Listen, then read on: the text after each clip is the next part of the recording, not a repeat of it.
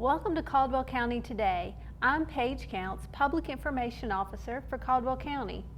Joining me today is Keith Smith and Kathy Stallings, and they are here to talk about the upcoming production of Welcome to Mitford. Welcome, Keith. So you just did this production back in the fall, but it's different this time. We did. It's Jan Karen opened her museum last fall, and on the coattails of that, we did the play, and she has a great following. So we had people from 32 states and 3 different countries, well, the U.S. and France and Scotland, who came to see the play. They came to the opening of her museum and a lot of other activities. It's a weekend long, but the play was part of that. So we had a nice built-in audience. This time, it's more of a standalone production, but it's something that a lot of the people with the hub station and Jan herself and Bob Inman, the playwright, would like to make it an annual thing. Whether it's going to go that far or not, we don't know, but we are doing it again now. And as I said, it is a standalone version, but we've added enough things that it will be interesting for people who have even seen it before, but also we're hoping there are enough people in the area who haven't seen it yet that they'll get to come, and I know they'll be happy with what they see. And there's so many Jan Karen aficionados in her literature. If you follow that, you need to come see this. Kathy, for people who are not familiar with the Mitford series, I understand your mom has read all the books. Have you read all? I did not read all of them yet. With my life, and I know Keith's the same way, a lot of what we read are scripts. Keith's at the Hub and I'm the executive director at CAST, and so that fills up a lot of our time. But my mom read every single book, including the additions at the end, and if she were with us today, she'd be reading the kids' books too. She would. She loved Jan Karen and loved the series. And I fell in love with the characters. I mean, absolutely, they just grab you.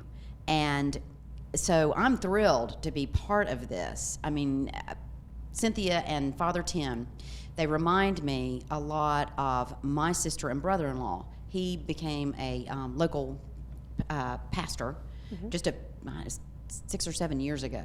And the two of them, their relationship, I see a lot of Cynthia and Father Tim in them. So I'm just tickled, and my brother-in-law's name is Timothy. So I think I'm channeling my sister a little bit in this role. But the books, they grab you, and you cannot, I couldn't put them down, and Mom couldn't either. They're just delightful. And this show, Bob Inman, the author of the play, I think has done a marvelous job of putting these characters from the book onto the stage in a way that it's fantastic. And I love it. The people in it, David Ring, who's playing Father Tim, he's just spot on. And so if you have not seen this show, you absolutely need to see it, whether you have read the books or not. But if you've read the books, you can't miss it. You just can't miss it. And I will say that Kathy coming in this year to join David, who played the role in the fall for Father Tim, they have a great chemistry. It seems so natural, and it's very interesting to watch them. It really is. And David he's even adding elements to his character that weren't there last year. I see a new layer, and I'm really happy with that. But as she said about Bob Inman doing such a good job, the other challenge was this is like a compilation of the first 9 novels or so over like a 12-year period. So he did a good job, and it's a very unique staging. Usually you have scenes, lights down, lights up, blackout, whatever. It's just 3. It's the diner and the pastor's study or office and his home, the rectory, and then out front's just general stuff in the town itself. And it just flows. There's no curtain down, no blackout. Once it starts, it just flows from scene to scene. And Kathy's in a lot of it. She has the second biggest part as far as lines and time on stage, but the Father Tim, there are 92 pages in the script. He is on stage for every page. He goes off a couple times within a page, and he just goes from this scene to this scene, and we do this seamlessly flow together, so that's a hard thing to do, but it is fascinating to watch it happen, and I feel a lot better about it this year. It's going to be a better show this year than it was last fall. I know you've got some surprises, Keith. I've never talked to you about a production where you just say, and a few surprises, but what can you tell our audience about what's coming up in the production? Okay. Should we tell her about the superheroes we're flying in? Superheroes, awesome. Well, I will say the biggest addition this year is our music. We had about 4 hymns, just simple hymns, in the play last year, and had a Mitford choir, and that went really well. They did a great job. But this year we've added a pre-show, which is really part of the show because it's like set in Mitford. It's the spirit of Americana. That's why I decided I just had some surgery, so it's better for me to be comfortable. But also I told Kathy I would justify my shirt by saying this is part of that Americana spirit, like I'm going to a parade or a picnic in Mitford, and that's what it's like. So this is like the pre-show. It's like people who are in the show, dressed as they're going to be in the show. We had some additional singers who come in just for that, and they said, how do we dress? I said, be Americana. You're going to a small town parade or picnic. But this music starts at 7 o'clock, and it is very much a part of the show, and Kathy will tell you she's part of it, and that's part of the reason it's good. But I work hard to have strong music in anything we do, and I'm very happy with this. We have a 35-voice choir, and I think they're going to impress people, but make them feel good as well. And so that's the biggest added element. We have not a lot of other new elements in the show. If anything, we streamline the show a little bit, like not taking out a bench to take time to do that here and there. It just flows a lot better. But there'll still be a few surprises, and you might even look for. No, I'm not going to say it. Don't say it. There has to be some surprises. Yeah. Like I say, we've not done one of these interviews where there weren't surprises. That's right. For people who haven't read the books, can you just give us broad strokes? What is Medford? Okay. The town of Medford. Okay, Mitford. Jan Karen has a fascinating background, and Jan had a very successful career as a publicity agent, or rather as an ad agent in Charlotte, and she'd always wanted to write and had written, but she hadn't committed to it full time. So in 1994, she took her, I think it was a BMW, and traded it for a Toyota, and moved to Blowing Rock so she could commit herself fully to writing. And Mitford is a town that is very much based on a lot of the people that she met in Blowing Rock, and then there's some additional things, but that's where the series began in 1994, and then with the auxiliary books, they're 18 or 19 or more now. But Mitford is just a small, it's Hudson, it's Mayberry, it's a lot of small towns rolled into one. Everybody knows everybody else, and everybody loves and appreciates everybody else, even though they squabble, and that's part of what draws you to it. But Father Tim is this man, when the show opens, he's 60, getting ready to celebrate his 60th birthday, and he's never been married and has no kids, and so he is trying to decide what to do with the rest of his life, if he wants to retire, and what his mark and legacy are going to be. And then 2 big things happen, and these are in the books, we're not giving anything away. Cynthia Copper Smith moves to become its next door neighbor, and romance blossoms. And then a young boy who is troubled has to stay with his grandfather because his mother is unfit to keep the kids. He's one of 5, and she's fawned them out everywhere. And Dooley, young Dooley, he's with his grandfather who has a heart attack. And so Father Tim agrees to take him in for a while. But little do they realize it's going to develop into a full adoption and a full family relationship. So it's about surprising changes in life coming when you least expect them, but it's that small sense of Americana. And in the midst, there's a lot of humor. There's the dining room scene with a set of people who are the regulars in the diner, like we all know in small towns, the coffee clutches of all these towns, for some humor. But every character is really strong and interesting. So I just want to say that I think also one of the main things of her book series, and this is what's beautifully done and portrayed in the play, is the spiritual asset. Father Tim is, he's priest at this chapel, and it's about how that his belief in God and his faith and how it interweaves in the entire story and the entire community, and it's beautifully portrayed. It really is. And I also want to just give a little shout out to the young man playing Dooley, Luke Peruk. He was in cast production in 2020. It was the last one we did before we had to close down. Charlie and the Chocolate Factory. He played Mike TV. And if you just needed a main absolute reason that you can't miss this show, this young man is wonderful, and his relationship with Father Tim, the actor playing Father Tim, is just fantastic. I'm backstage watching them every minute. And the same is true for a lot of the other actors as well. I don't know the actress's name that plays Puny. That is Tammy Williamson. She is just wonderful. And again, Keith was talking about the chemistry. The chemistry David has with every single character on stage is just, it's absolutely spot on, and it makes it delightful. It really does. I was trying to find the character of young Dooley, who's an 11-year-old redheaded boy. Couldn't find him. And Leanna Bodner gave me the name of Luke's mother. Ashley. Yeah, Ashley Peruch. Peruch, it rhymes with pooch. That's what I always have to remember. Yeah, so I emailed her, and she said, I said, I need an 11-year-old redheaded boy who can function on stage. She said, I think I have one of those. So she brought him to meet me, and I'm not kidding. He came in that first day, and it was natural. It wasn't phony. He was so polite. He said, Mr. Smith, it's such a pleasure to meet you. And he read, and I knew it was him, and he kept saying nice things. Said, you said enough, Luke, you're going to get the role. So, but he's so well behaved, but he's just got such great instinct on stage, and he soaks up direction like a sponge. And he's done a couple other things to me, and as Kathy said with her, but it's definitely a benefit to have him. And I'll tell you somebody else, just while I'm thinking, we'll jump around to a lot of things, okay. But Ann Wetner, who came in this year to assume the role of Emma, who is David's secretary, the Father Tim's secretary in the play. And last night she was just it was just a whole different level and very entertaining and funny. And she just gets on her high horse. And she's a pastor in real life, but she's a delightful person. She was in Cotton Patch Gospel. And so that's another thing to come see. Cynthia Hoss and Marsha Marshall doing the two ladies who are the fans of Cynthia. Oh, they're so good. They found their element in comedy. So there are a lot of little aspects and interests standalone apart from the show itself. How many of the cast members do you have returning from last fall? We had, I think, 30 total last fall, 29 or 30, and we have 22 returning.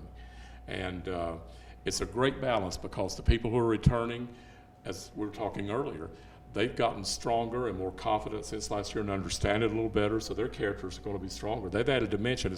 That's what I really am thankful for. It's not just a do-over. We're not just marking time. They're really developing characters in front of your eyes, and it's continuing to happen. And by showtime, I think it'll be right on, spot on. But we have those returning, and then the 8 new people, and Kathy's one of those, and it's done nothing but add freshness and a whole new level of vibrancy, is that a good word, to everything. But I couldn't be more pleased with the cast, and we haven't had extreme amount of rehearsal time. We've had plenty, but we'll be honing in over the next couple of weeks till showtime, and it's just developing every night. You can see layers added, and I felt really good about a rehearsal last night at the time of this taping. So. Well, that's exciting. I guess we need to talk about when is the play? Logistics. The logistics. I mean, Paige always leads me right in. we've sold people on coming, but how do they We get have there? this play. We need a place and a time to stage it. Can somebody provide one? No. It's at the Hub Station. It's not our dinner theater. It's separate from that. So there's not a meal with this. It is at the Hub Station in the auditorium for 3 nights only, one weekend. It's Thursday, Friday, and Saturday, June 23rd, 24th, and 25th. The show begins really at 7. I don't want to say it begins at 7:30. You got the pre-show is part of the show. We want you to see that. So be there by 7 in your seat ready to go. And tickets are $25 for the whole event. And you get them, the best way is either to go to the Town of Hudson or the Hub Station website and go on to tix.com, that's tix.com, or you can call the Hub number and talk to Addie, who's not there for a couple of days, but she will be. She's the new Hub manager that took over for Janice Woody when she retired. And you can call her at 828-726-8871. And then the third option is you can go by in person, but there's so many other events going on there, only on Tuesdays and Thursdays, and she'll help you procure your tickets, but they all end up funneling through tix.com. So, and I will say that there are a couple of, always at the Hub Station now, all these new places down the hall. 3 doors down will be open before the show and during intermission, and so will Angie Warren's Junk Gypsy Angels Boutique, and not boutique, but boutique. And then Red Awning Art Gallery will be open. And of course, we don't want you to go during the show, but before the show and intermission, and even after the show. Those are good places to visit. And the museum is actually honoring tickets. If you buy a ticket to see this play, they will give you a $5 discount on your ticket to go into the museum. And the museum will be open later than usual on the nights of the show. They'll be open until 7, but they'll encourage people to leave at about 6:50 and come on down to see the show. But we're glad they're involved. So, and people may know this. I feel like we have talked about it often, but you have the Jan Care Museum in the hub, and you also have bookstore. Her bookstore, it's a Happy Ending bookstore, and there are other things that are set up, like there are art displays that both relate to Mitford and just in general there that are going on all the time. And then, as we said, you have the few stores and everything. So it would behoove you to come and do that. And this is a good story. For one of our dinner theater plays, I was sitting in the back at the light switch, and this lady came in about 5 minutes into Act 2. I think it was during Sweet Delilah Swim Club. It doesn't matter, but she came in, and she got back, and she had 2 big armloads of boxes and bags, and she sat and watched it, and when it was over, she said, "Oh, I love this show. It was great." She said, "I love to shop." She says, "You need to warn somebody it's time to come back." So we had this old bell we were trying to we found here cleaning up here at Town Hall. It's a big old green bell. So now I started a tradition when it's time to come back after 15 minutes, let's go down the hall and ring the bell to let people know to come back to see the show, so you don't miss anything. You don't want to miss any shows, That's but right. There are some unique businesses in the hub that you do want to shop at. Yes, you would. That's right. I can see her dilemma. Yeah. I'm not going to lie. I can definitely see Just that dilemma. come see every show we do, and come on off days to buy things, and come in between. You can have your drink during intermission. Might make you enjoy Act 2 even more. Who knows? Yeah. So, and I do want to say just a word before I forget it, that Kathy and I have collaborated and worked on things for many years, and I really am delighted to have her in the show, and it's always good to work with her. So she's very intelligent and brings a very special instinct into all of her characters. So that's good. And she's also director and a playwright of her own right, has been in the past, and a singer. So Well-rounded. well-rounded. Well-rounded. Well, for anybody who doesn't know, I feel like people should know, but can you tell us Jan's connection to Hudson? Yes. Jan was born up toward Wetner and grew up with her grandparents, and then moved to Charlotte after the 8th grade. She was 12 or 13, and her mom was in Charlotte, and she moved down there. And then she was in Charlotte for several years, went away to out west for a while, came back. She was involved in theater down there.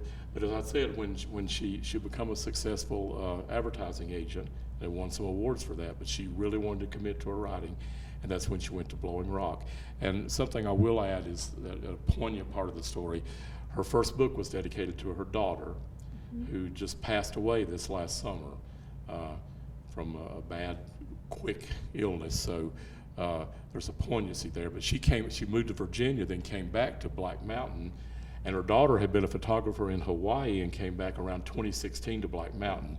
They didn't live together, but they were close to each other with the intention of being able to visit, and they did have a great time together for that 5 years or so until this tragedy happened. But she loved Nan Downs' first grade classroom, which is where the museum is, and she always has felt a connection. So the Mitford Museum is there, and that's a pretty big plum because her papers were at the University of Virginia and at that old historically registered house in Virginia where she lived and close to Charlottesville. But now she's back in Black Mountain and coming to Hudson very often, and she's just tickled to be connected with it, and we're tickled to have her. It's a bigger thing than some people realize, and having Bob Inman involved, and you can name drop. We both, Kathy and I both, can name drop people over the years that we've been around, but it's just nice to have that not only good, but that comfortable connection like with Bob and Jan, and it fits real well. We were talking before we started the interview about Bob, and we watched him on on CBS Channel 3. He was our anchor. There are elements of the good side of Mayberry and Hudson, and every town has its ups and downs and everything, but there's that element, and Mitford fits that ideally, that whole spirit of Americana. In fact, I even wrote one song for this play that's about Welcome to Mitford and about that feeling of Americana that we're talking about. But there is a sense of family here in community. Carolyn Eichard's in the show. She's been involved with Dinner Theater since the conception, has worked with both me and Kathy over the years on many projects. But she and I have talked about how we have so many new volunteers, and it feels more and more like a family all the time. The Johnkoffs, Jane and John Johnkoff, are in the show. They work backstage since they moved here from California 2 years ago. And Jingle and Mike Niet just moved here from California. She is a choreographer and a dance teacher and a yoga instructor. She was involved in our last show, and they're coming backstage to help with this one. And then last but certainly not least is Uncle Billy, who is Charlie Finkel. And I want to give you his story real quickly. Charlie went to University of Miami and majored in theater, and he decided he's going to go try to make it in California, and he went and he became a pilot for a while.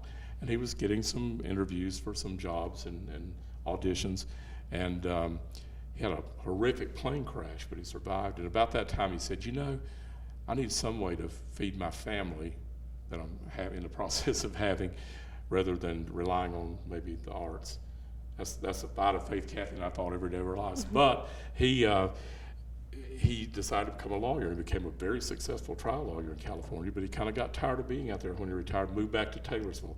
So we have this nice California influx into our family, so that's nice. And I always tell Charlie the joke about what's the difference in an actor and a large pizza. A large pizza can feed a family of 4, but that's, you know. Anyway, but we got a great community, and it's really has momentum, and that's another reason we don't only want you to see the show, and we know you will be rewarded, but we need that support to keep things going. Feel like we're on PBS with our, pleased to get, and the same thing with Kathy at Cast, doing delightful and phenomenal things, and working with kids and developing programs and making things happen. So, please support the live arts. It's real easy. Every show I've ever done, I've done over 200 now, I've said about a week out, I could be at home watching TV, but they're ultimately all very rewarding. And instead of just watching TV, venture out to come see a live concert or a live play. If you've not experienced it, there's nothing like it. And this goes and it just goes a notch beyond just church and school plays, which are great, but it's more. But here's Kathy. But yes, absolutely, and especially since the shelter in place and the whole year of 2020, live arts are suffering. Yes. We absolutely are. Cast only reopened in the spring, and did a collaborative where we performed at Foothills Performing Arts home space, where they're now at the high school in Lenore. And it's been a struggle, and it's been through blessings of benefactors, sponsors, community people. And we rely on you to come out. And here's the thing, it's so rewarding, because not only are you seeing a fantastic production, you're seeing people on stage. And again, it is like a family. I mean, Carolyn Eichert and I go way back, and I refer to her as my mama. I met her when we did I Remember Mama at Foothills Performing Arts way, way long ago. In the last millennium. Yes, in the last millennium, exactly. And so it's such a rewarding experience, and we appreciate it more than we can ever tell you. But you are going to be greatly rewarded. And that's all great and all true. And it's bad that it is a slack off in support, but I hope it's coming back in May. Yes, but it's just such a rewarding experience to come see it live, as she said. And these people, the people in the cast, they're volunteers, and they work hard, many hours, and you're coming to see them is what is one of the benefits for them, one of the perks. But as Kathy said too, that's a good point. You will see people and maybe see them in a different element than you know them. But I'm very happy the way it's progressing. We just need to get people in the seats. And I will say, as an audience member, I always leave feeling better. I feel happier after I've seen a production, especially the live productions. You're just like, oh, wow. And then sometimes you're sitting there in the audience and you're looking at somebody and you're like, could that be? And then you finally go to your program and go, it is. Yeah. But it really is a rewarding experience. So I encourage people to get out and see live theater. Come to see Welcome to Mitford. See the productions Cast do. Watch for it, because you will hear about it.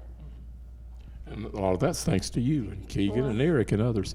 But and I guess we should reiterate the dates and everything one more time. Yes, we should do It's, that logistics stuff. It runs only one weekend, so that's why it's incumbent for you to get your tickets and be aware, because it's real easy. Everybody has a busy schedule. We'll slip us. I'll see it next week. You won't this time. It's Thursday, Friday, and Saturday, June 23rd, 24th, 25th at 7 p.m. in the Hub Auditorium. And you get your tickets by going by there on Tuesdays or Thursdays or calling, but preferably by going online to tix.com and purchase your ticket. And then you just bring them to the door, and it's not a dinner, it's not a meal, so you just go in to sit down. And those evenings are, again, Thursday, Friday, and Saturday, and it's 7 o'clock, those 3 days, toward the end of June.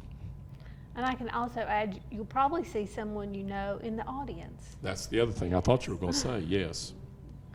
So it's a lot of community. Mm-hmm. And by that I mean Caldwell County community, not just Hudson, not southern end of the county. It's all parts of the county. That's right. Kathy, Keith, thank you. Thank you for doing productions to entertain folks like me and all your work for this particular production. We appreciate it. Thank you.